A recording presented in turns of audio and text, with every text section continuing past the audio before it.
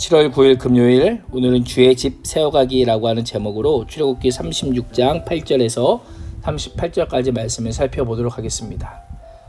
우리 친구도 오늘 말씀을 보면서 이 말씀 예전에 본 것 같은데 라고 하는 생각을 했을 겁니다. 네, 맞아요.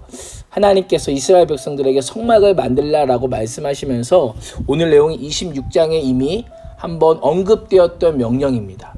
그런데 우리 친구들이 기억해야 될 것이 무엇이냐면 출애굽기 26장과 오늘 말씀인 36장 요 사이에 어마어마한 일들이 이스라엘에게 일어났었습니다.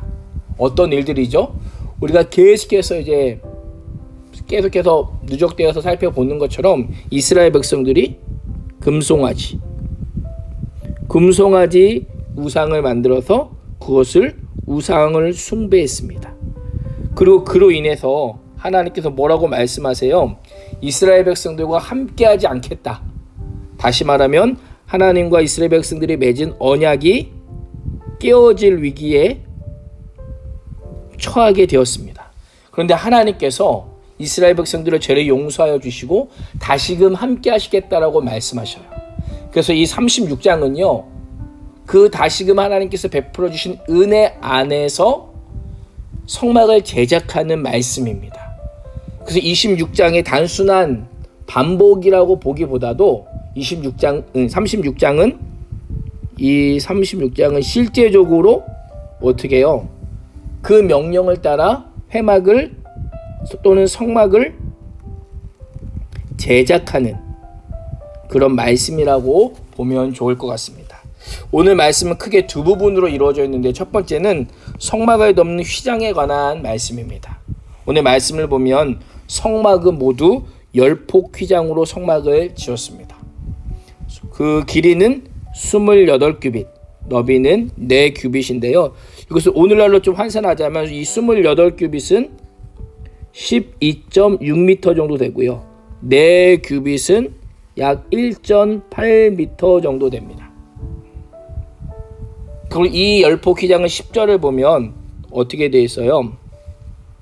5폭을 연결하고 또 5폭을 서로 연결하여 만들었습니다. 그래서 이미지를 한번 보면 이렇게 되어 있는데요. 한쪽에 아까 말했던 것처럼 하나, 둘, 셋, 넷, 다섯. 또 다른 한쪽에 하나, 둘, 셋, 넷, 다섯. 그리고 서로 마주보고 금 가연고리 50개로 쭉 이렇게 연결해 나갔습니다. 그리고 한쪽은 4규빗, 또 한쪽은 28규빗 해서 이 폭들이 이 휘장들이 서로 연결되어 있었다라고 하는 것입니다. 그리고 더 나아가서 오늘 말씀에 보면 이 성막에 대한 성막 덮개에 대해서 종류를 알려주고 있는데요. 성막 덮개는 우리가 지난번에 봤던 것처럼 4가지 종류가 있습니다. 그리고 그 가장 안쪽에는 청색, 자색, 홍색 배실로 그룹들 천사들 아름답게 수놓은 덮개가 있었는데요. 그 부분이 오늘 말씀에서는 요 부분이 됩니다. 요 부분이 됩니다. 그래서 요 부분이 가장 안쪽에 있고 그 다음에 어디가 있냐면 그 다음에 덮은 것이 요거 두 번째로 볼 수 있겠죠. 그리고 세 번째 그리고 마지막 네 번째가 덮여집니다. 그래서 그 위에는요 염소털 그리고 그 위에 뭐가 있어요? 염소털이 있죠. 흰색. 그리고 그 위에는 빨간색 물들인 수장 가지가 있고 그 위에는 해달의 가죽이 있어요. 그래서 가장 밑에는 그룹들로 수놓은 덮개가 있고 그 위에 염소털이 덮여지고 그 위에 수양이 덮어지고 그 위에 해달 가죽이 덮여지는 그래서 4겹으로 쌓여 있었다라는 것을 우리 친구들이 기억할 필요가 있습니다. 이 성막의 외부 덮개로 사용된 이 해달의 가죽은요 평범한 것이기 때문에 외부에서 보면 이 성막은 그냥 일반 장막이라고 생각해도 무방할 정도였어요. 그런데 중요한 것은요 성막 가장 안쪽에 자리하고 있는 이 부분이죠. 이 부분에 자리하고 있는 그 휘장에는요 천사들의 형상들이 새겨져 있었습니다. 왜 그럴까요? 이 성막이 하나님께서 임재하시는 장소임을 기억하기 위해서. 그래서 성막에 들어가는 제사장들은 그 성막 안에 새겨진 천사들의 형상을 보면서 하늘의 영광과 하나님의 임재를 온몸으로 느꼈던 것입니다. 이것이 오늘 첫 번째 부분이라면 두 번째 부분은요 이 성막의 벽 성막의 널판에 대한 부분입니다. 이 회막 둘레, 우리가 보는 것처럼 이 회막이 이렇게 있으면 이 회막의 둘레를 이루고 있는 이 부분에 대해서 이제 널판을 이렇게 세우게 되는데요. 그 널판을 세우게 되는 부분에 대한 말씀입니다. 오늘 말씀을 한번 보시면 20절 말씀을 보시면 무엇으로 만들어요? 조각목으로 만듭니다. 이 조각목은 오늘날 아카시아 나무의 일종에 해당이 됩니다. 그 조각목을 재료에서 만들게 되는데요. 그 어떤 이미지를 보면 남쪽에는 널판이 20개고 또 북쪽에도 널판 20개 그렇게 또 되어 있죠. 그리고 또 서쪽을 위하여도 6개를 만들고 그리고 양쪽 두 모퉁이에 그렇게 만들게 됩니다. 그래서 쉽게 한번 보여드리면 이런 이미지. 여기서부터 여기까지가 쭉 세면 우리 친구들이 한번 시간 날 때 한번 세보세요. 전 이미 세봤거든요. 20개예요. 20개. 그리고 이쪽도 20개. 그리고 아까 말했던 남쪽, 북쪽 20개씩. 그리고 이 서쪽에는 몇 개예요? 하나, 둘, 셋, 넷, 다섯, 여섯 개. 그리고 아까 말씀드렸던 것처럼 성막 뒤쪽 모퉁이 여기에 한 개씩이 더 들어갑니다. 그래서 여기 더하기 2개. 그러면 몇 개예요? 총 20개, 6개, 2개. 총 48개의 널판이 제작이 되었던 것입니다. 그래서 이 널판은요, 은 받침 위에 세워졌습니다. 그리고 이 널판 위에 무엇이 덮여요? 아까 우리가 봤었던 휘장들이 이제 이렇게 해서 쭉 이렇게 덮이는 거겠죠. 이런 식으로 해서 쭉 이런 식으로 계속해서 이제 네 가지가 이제 차례차례로 덮여서 쭉 덮이게 되는 그런 이미지라는 것을 우리가 보게 됩니다. 다시 오늘 말씀으로 돌아오면 이 널판 하나의 길이는 얼마였냐면 여기 보시면 10규빗, 길이는 10규빗, 너비는 1규빗. 이것을 오늘날로 말하면 4.5m, 그리고 1규빗은 약 68cm고 요건 4.5m 정도 됩니다. 그리고 이것을 아까 말씀드렸죠. 조각목으로 만들었어요. 조각목으로 만든 것이 끝이 아니라 여기 보시면 뭐라고 되어 있냐면 하나님께서 그 널판들을 뭘로 싸고 금으로 싸고 라고 말씀하셔요. 이 조각목은요, 사실 우리나라와 같이 좋은 환경이 아닌 사막과 같은 환경에서는요, 매우 척박한 곳에는 그 나무들이 휘어지기도 하고 또 물을 따라가다 보니까 구부러져 자라나기도 합니다. 그래서 이 조각목은요, 때로는 볼품없고 쓸모없는 나무처럼 보일 때가 있어요. 그런데 하나님께서는 그 조각목을 깎아서 또 거기에 금으로 싸서 성막을 만드는 귀한 재료로 사용하라고 말씀하셔요. 한번 생각해 보십시오. 우리 친구들, 이게 가장 좋은 나무였을까? 우리가 생각했을 때 하나님의 성막을 만들려면 가장 좋은 나무를 써야 될 텐데, 사실 당시에 가장 좋은 나무는요, 어떤 나무였냐면 레바논의 백향목이었습니다. 성경을 보면 백향목이다 라고 하면 정말 최고 좋은 나무를 지칭하였습니다.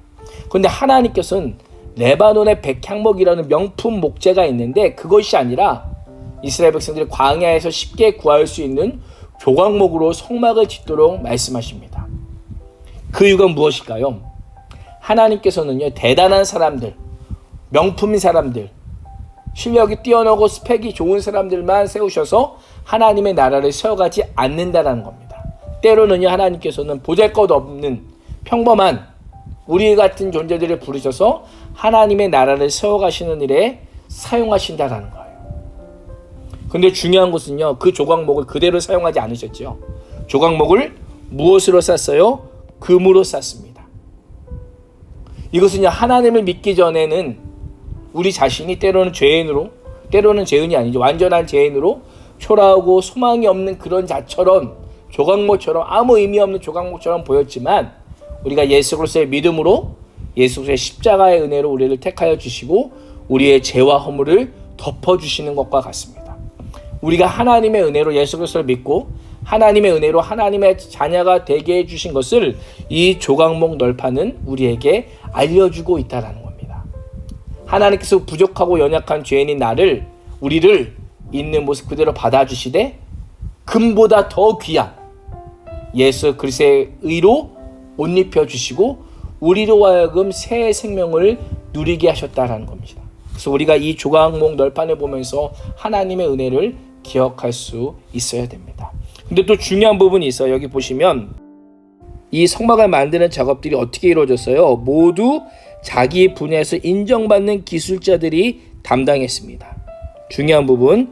그러나 그들은 자기 경험과 판단대로 만들지 않고 아주 작은 것까지 하나하나 하나님께서 명령하신 방법과 순서대로 작업했습니다. 왜요? 그 성막은 하나님께서 계실 곳이고 사람의 의도가 아닌 하나님의 뜻이 담긴 공간이어야 하기 때문입니다.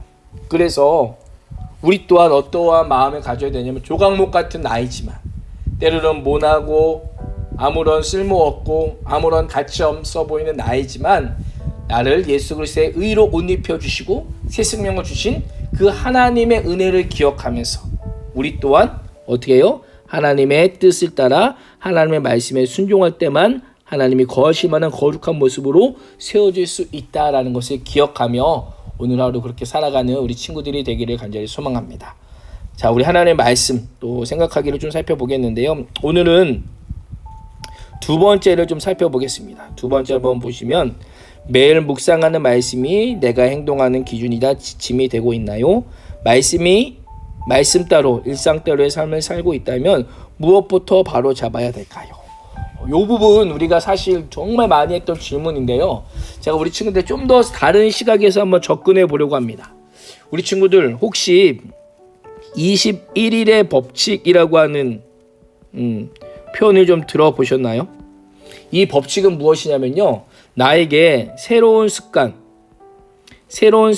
형성되기까지 최소 21일이 걸린다라는 겁니다. 내가 의지적으로 노력하며 힘을 기울여야 되는 시간이 최소 21일이에요. 그것이 습관 형성이 됩니다. 그런데 이것에서 습관에서 더 완전하게 내 것이 되려면 어떤 것이 내 것이 되기 위해서 필요한 시간은 3개월이라고 합니다. 3개월. 3개월 이후부터는 내가 의식하지 않아도 어떻게 해요? 습관적으로 행할 수 있게 된다라고 해요.